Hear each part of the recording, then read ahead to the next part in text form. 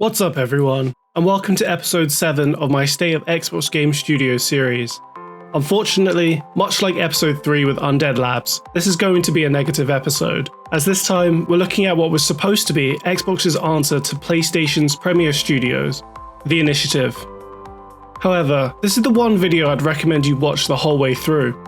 Despite there being so much negativity already surrounding the young studio, you'll be surprised about how confident I am in their upcoming game, even if it's definitely not releasing for another few years. Let's get into it. Did you find the answers you were looking for, Agent Dark? Not yet. This is just the beginning.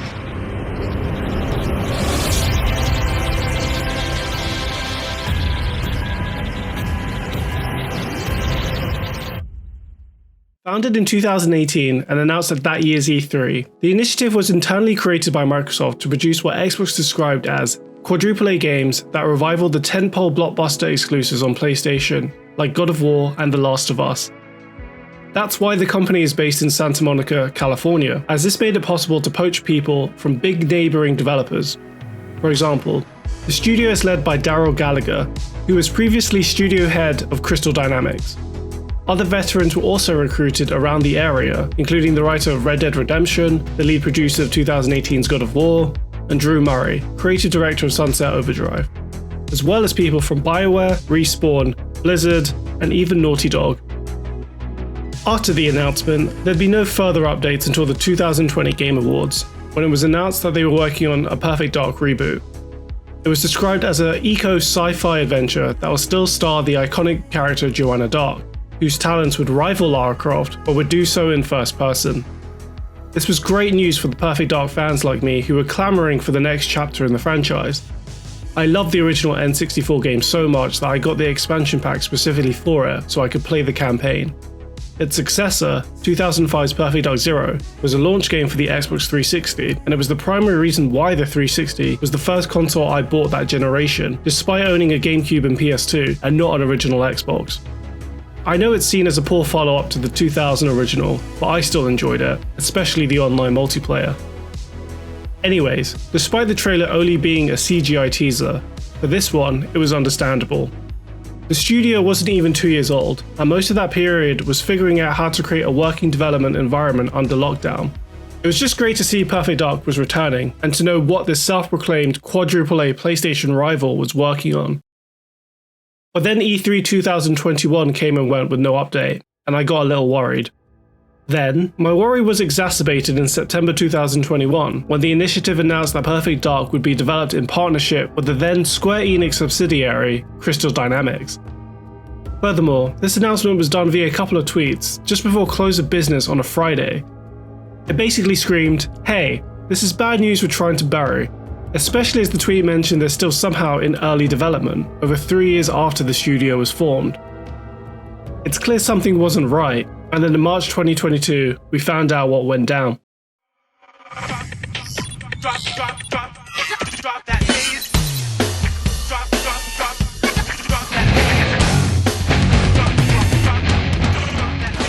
Video Games Chronicle published a report where insiders described fast and furious exits from the Initiative, where as much as half of the core development team working on the Perfect Dark reboot had quit in the last year. That includes most of the senior design team, for example, a game director, lead level designer, principal world builder, 2 senior system engineers, 3 former God of War designers, the 2 most senior writers, technical director, technical art director, lead gameplay engineer, lead animator, and QA lead. Design director Drew Murray even went back to Insomniac in a more junior role compared to the one he was in when he originally left to go to the Initiative. Interviews with these former senior developers cited a lack of creative autonomy as the primary reason for their departures.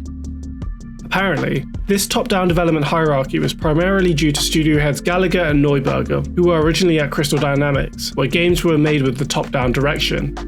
Senior team members were frustrated by this and didn't feel heard on key issues and were expecting a more bottom-up approach. As a result, it's claimed that development has progressed painfully slowly and a solid company culture never formed. This culture issue is partly behind the decision to collaborate with Crystal Dynamics, with Gallagher hoping production would move more smoothly with a team familiar with their methods. Finally, outgoing staff believe Crystal Dynamics' introduction, combined with the significant senior departures, triggered an effective soft reboot of Perfect Dark that is still years away from release. Like we also saw with Undead Labs, former employees were surprised at how lenient Microsoft had been over the lack of progress. As it stands, the initiative is a shadow of the studio it was meant to be when initially created. According to LinkedIn, there's now fewer than 50 people working there, and there are currently just 3 open roles advertised. That's not enough people to even make a competent AA game, let alone one that would compete with PlayStation's best. Ironically, the reason why the initiative was based in Santa Monica also turned out to be the reason for it not becoming the powerhouse developer it was supposed to be. As competition for experienced talent is at an all-time high, following a pandemic-fueled gaming boom, and unhappy staff have plenty of alternative employment opportunities at the large number of neighbouring AAA studios. Nonetheless, with Crystal Dynamics now on the project, this soft reboot of the Perfect Dark reboot should now have a smooth development due to their prior workings with the head of the initiative. It does basically mean that it's essentially a Crystal Dynamics game now, and that there's no way it comes out before 2025. But it should be a great game when it does release, which is the main thing. And if the future of the initiative is basically a support studio who requires external developer collaboration to make blockbuster games, I'm confident in their future even if it means that wasn't the original plan. However, if they do staff up again later, Microsoft must take on a more hands-on approach to ensure it's done correctly this time. It's great to see Phil wanting to let these developers have their own autonomy, and it works well with certain developers like the Coalition. As we saw with Undead Labs, the initiative, and future studios we'll go into, there's just too many examples of this leniency being abused. We'd all rather see a great game from a developer with less upper management autonomy than what we're currently seeing at the aforementioned studios, especially with the initiative.